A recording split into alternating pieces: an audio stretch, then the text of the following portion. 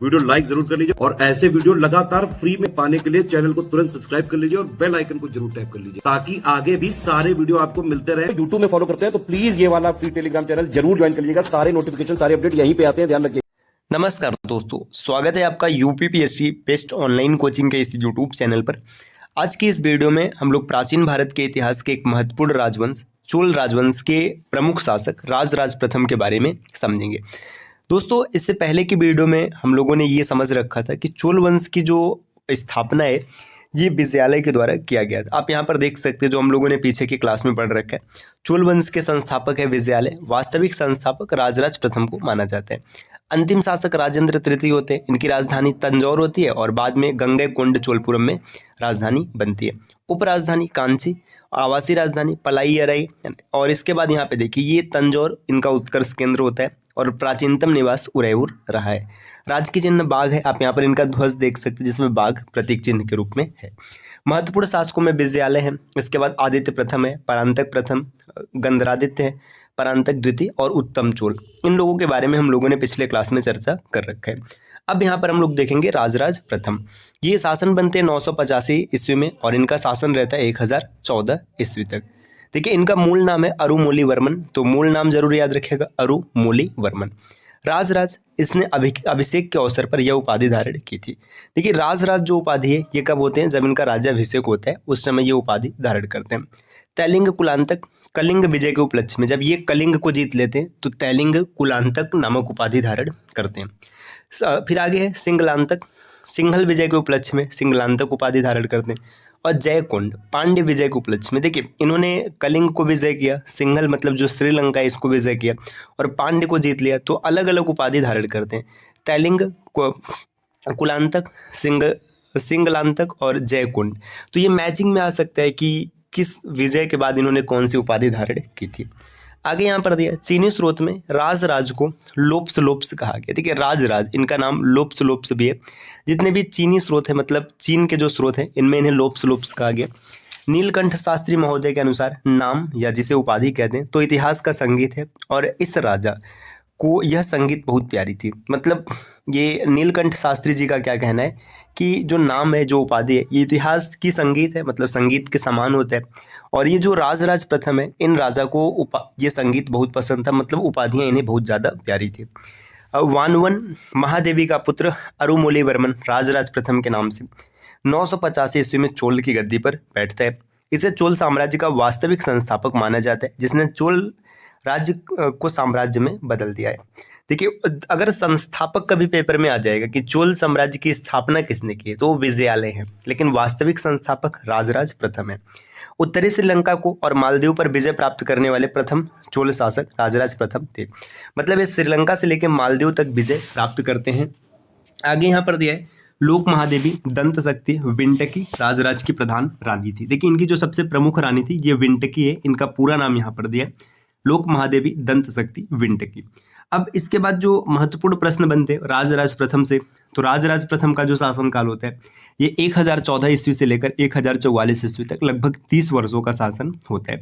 इनकी उपाधि है गंगकोंड, मतलब गंगा घाटी अभियान की सफलता पर ये उपाधि धारण कर। देखिए कोंड का मतलब शायद यहाँ पे विजेता होगा, तो इसी वजह से जिस क्षेत्र को जीत रहे हैं वैसी उपाधि धारण कर रहे हैं। उपनाम की बात करेंगे तो इतिहासकार स्मिथ ने इन्हें दक्षिण का नेपोलियन, देखिए दक्षिण का नेपोलियन ये जरूर याद रखिएगा। अगर आपसे कभी प्रश्न बनेगा दक्षिण का नेपोलियन तो राजेंद्र प्रथम है। भारत का नेपोलियन किसे कहते हैं, समुद्रगुप्त को कहते हैं, आपने जरूर कभी न कभी पढ़ा होगा। राजेंद्र प्रथम योग्य पिता का योग्य पुत्र था, मतलब इनके पिताजी भी योग्य थे और ये भी योग्य थे। नीलकंठ शास्त्री महोदय राजराज एवं राजेंद्र को उसी सारिणी में रखते हैं जिसमें मकदोनिया के फिलिप एवं सिकंदर महान, देखिए फिलिप और सिकंदर ये दोनों पिता पुत्र हैं। जिस तरीके से मकदोनिया के शासक ये काफ़ी प्रसिद्ध हैं, उसी श्रेणी में राजराज प्रथम और उनके पुत्र राजेंद्र प्रथम को स्थान दिया गया। राजराज ने अपने जीवन काल में 1012 ईस्वी में राजेंद्र को अपना उत्तराधिकारी मतलब युवराज नियुक्त कर दिया था। राजेंद्र प्रथम ने अपने शासनकाल के प्रारंभ में राजाधिराज प्रथम को युवराज घोषित कर दिया। देखिए मतलब जब राजराज प्रथम शासन में थे तभी इन्होंने राजेंद्र प्रथम को उत्तराधिकारी घोषित कर दिया था। अब यहाँ पे अभिलेख है, अभिलेख क्या बताया गया, तिरुवालगांडू अभिलेख जो 1017 ईस्वी में मिला है, मतलब निर्मित किया गया था। राजेंद्र की दक्षिण पूर्व एशिया विजय का उल्लेख है।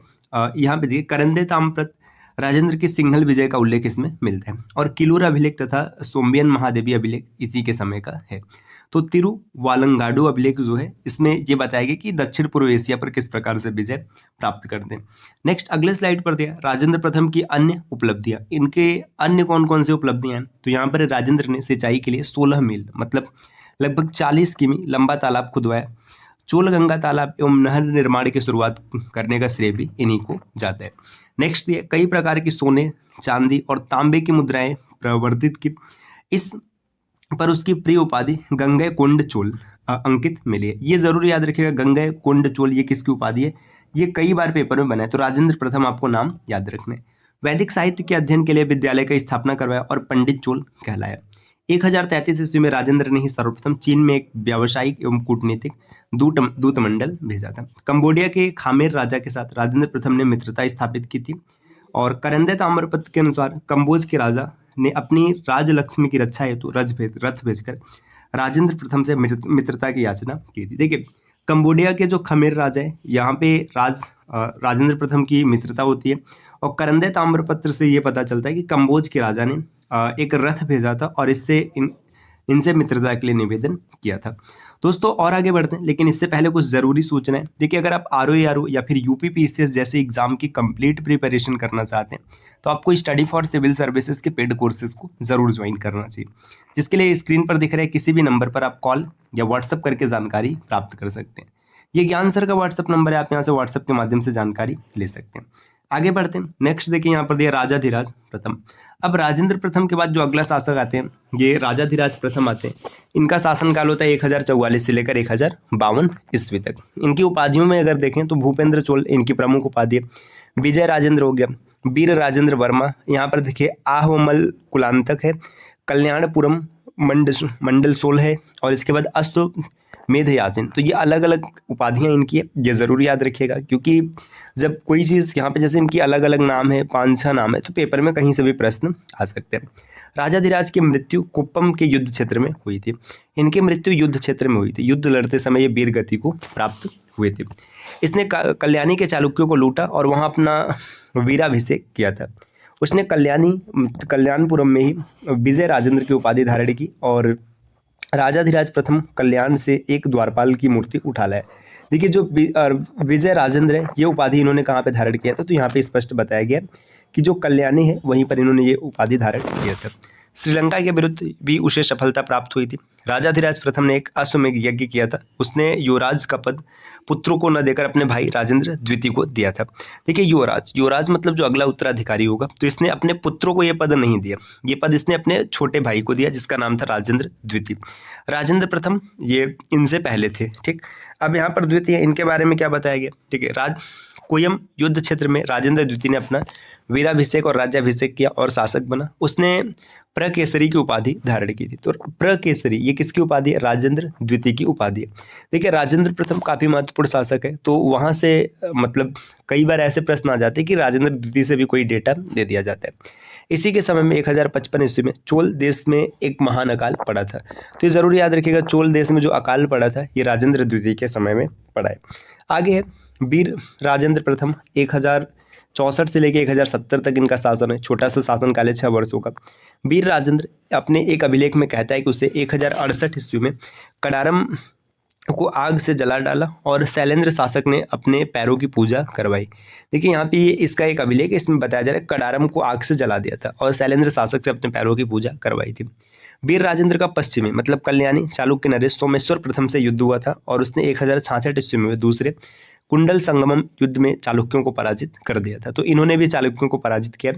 सोमेश्वर ने तुंगभद्र नदी में डूबकर आत्महत्या कर ली। अब जब सोमेश्वर हार जाता है तो क्या करता है कि जो तुंगभद्रा नदी है इसमें डूब करके हत्या कर दे। उसने तुंगभद्रा नदी के तट पर अपने एक विजय स्तंभ और रायचूर के करडिल ग्राम में एक विजय स्तंभ स्थापित करवाया। देखिए तुंगभद्रा नदी के तट पर विजय स्तंभ और रायचूर का एक शहर है करडिल ग्राम, यहाँ पर भी इसने विजय स्तंभ निर्मित करवाया। वीर राजेंद्र ने सिंघल नरेश विजय बाहु को भी पराजित किया। श्रीलंका का नरेश है विजय बाहु, इसको भी इन्होंने परास्त किया है। 1067 ईस्वी के एक लेख से ज्ञात होता है कि वीर राजेंद्र ने तिरुमुक्कुडल में एक वैदिक अध्ययन केंद्र स्थापित किया था। इससे संबंधित छात्रावास और चिकित्सालय भी था। देखिए मुक्कुडल इसमें एक वैदिक अध्ययन केंद्र मतलब शिक्षा केंद्र बना था और यहीं पर छात्रावास भी था और इसमें हॉस्पिटल का भी निर्माण करवाया गया। वीर राजेंद्र प्रथम ने 40,000 वैदिक ब्राह्मणों को भूमिदान किया था। चिदम्बरम के नटराज के मुकुट के लिए एक बहुमूल्य मणि भेंट की थी। देखिए जो चिदम्बरम के नटराज मंदिर में जो मुकुट है, इसमें इन्होंने क्या किया था, एक मणि भेंट किया था। बुद्ध मित्र के ने वीर सोलियम नामक रचना में वीर राजेंद्र को महान तमिल विद्वान बताया। तो बुद्ध मित्र ने एक रचना किया वीर सोलियम, इसमें वीर राजेंद्र को एक तमिल का विद्वान बताया गया। अगले जो शासक है, अगले प्रमुख शासक है कुलोतुंग प्रथम। देखिए कुलोतुंग प्रथम का शासनकाल होता है 1070 से लेकर 1120 तक। ये 50 वर्षों का अच्छा खासा लंबा शासन है। इनका मूल नाम होता है राजेंद्र। वीर राजेंद्र के पश्चात उसका पुत्र अधिराजेंद्र शासक बना। वह विजयालय वंश का अंतिम शासक होता है। अधिराजेंद्र के शासनकाल में विद्रोह हुए और चोल चालुक्य वंशज चोल राज्य के नए संचालक बन गए। एक वर्ष बाद अधिराजेंद्र का वध कर कुलोतुंग प्रथम के नाम से चोल शासक बन गया। अब इसके बाद क्या होता है, देखिए कुलोतुंग का जो शासनकाल है 9 जून 1077 से प्रारंभ होता है और कुलोतुंग बेंगी के चालुक्य वंश का राजकुमार होता है। विक्रम चोल कुलोतुंग प्रथम के 4 पुत्रों में से एक था जिसने कुछ वर्ष तक शासन किया था। कुलोतुंग प्रथम के द्वारा रामायण का तमिल भाषा में अनुवाद करने वाले लेखक कंबन को आश्रय दिया गया था। तो रामायण का तमिल भाषा में अनुवाद किसने किया, कंबन, और इसको आश्रय किसने दिया, कुलोतुंग प्रथम ने। ये काफ़ी इंपॉर्टेंट हो जाता है। चोल राजा कुलोतुंग प्रथम ने 1077 में 72 व्यापारियों का दूतमंडल चीन में भेजा था। आगे यहाँ पर है चोल प्रशासन। तो अब चोल प्रशासन के बारे में हम लोग अगली क्लास में चर्चा करेंगे। चोल वंश के जितने प्रमुख शासक थे उनके बारे में हम लोगों ने समझ लिया। दोस्तों ये आज की छोटी सी क्लास रही, आपको कैसी लगी ज़रूर बताइएगा। और अगर आप ROA UPPSS जैसे एग्जाम की कंप्लीट प्रिपरेशन करना चाहते हैं तो आप स्टडी फॉर सिविल सर्विसेज के पेड कोर्सेज को ज्वाइन कर सकते हैं, जिसके लिए स्क्रीन पर दिख रहे किसी भी नंबर पर आप कॉल या व्हाट्सएप कर जानकारी प्राप्त कर सकते हैं। ये ज्ञान सर का व्हाट्सएप नंबर है, आप यहाँ से व्हाट्सएप के माध्यम से भी जानकारी ले सकते हैं। मिलते हैं साथियों आपसे नेक्स्ट वीडियो में कुछ नई इन्फॉर्मेशन के साथ। तब तक के लिए नमस्कार।